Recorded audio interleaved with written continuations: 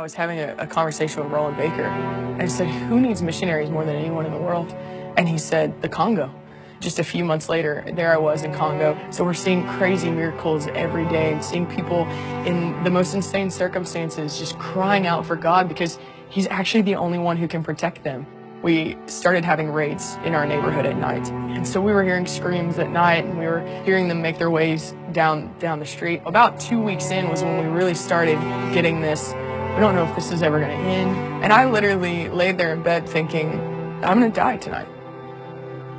You just don't know what's going to happen. When you go out during the day, it almost feels like everyone's out to get you. I'd never felt anything like that before. Night after night of war, and then going during the day and doing the work we were doing with victims of war, just worn out physically, emotionally, spiritually, on all levels. And then I came home.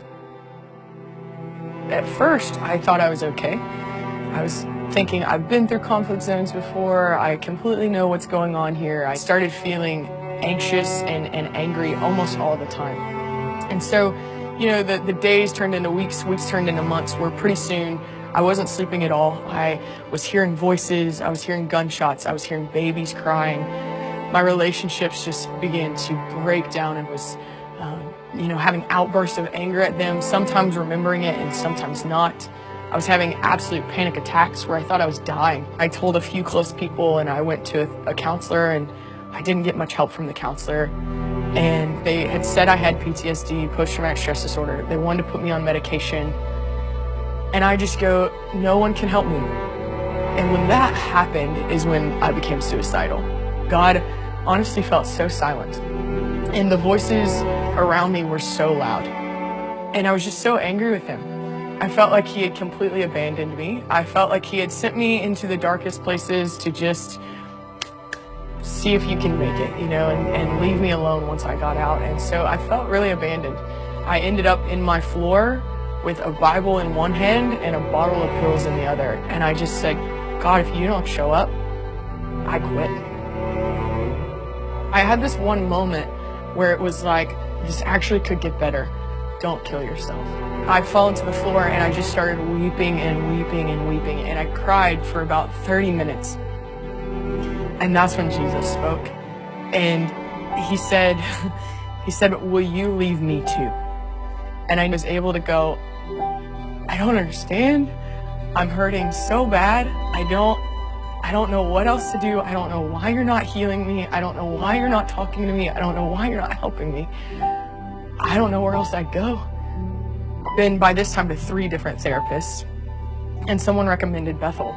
The Lord just started working in me and kind of leading me in the direction of the school. And so I would go to school in massive anxiety, have to walk out several times during the day because the crowd was so big.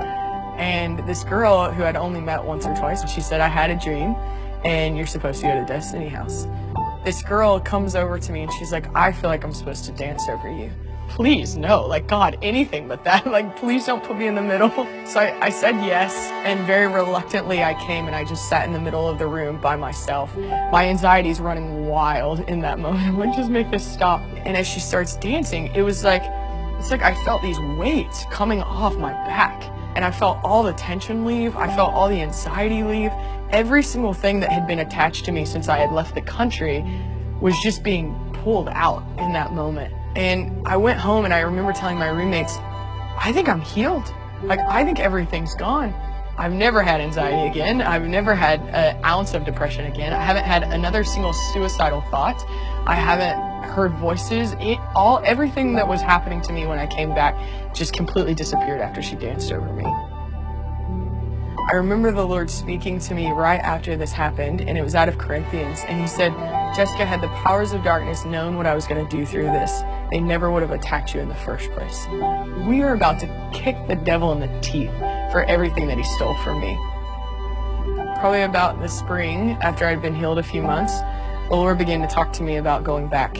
Went in and loving it, and a couple of days in, gunshots rang out in the middle of the night. I sat there and I thought, oh my gosh, I'm not afraid. Not only is my anxiety and depression and everything gone in an area that I know I'm safe, but I can actually go back to what God's assigned me to do without any fear. It was incredible.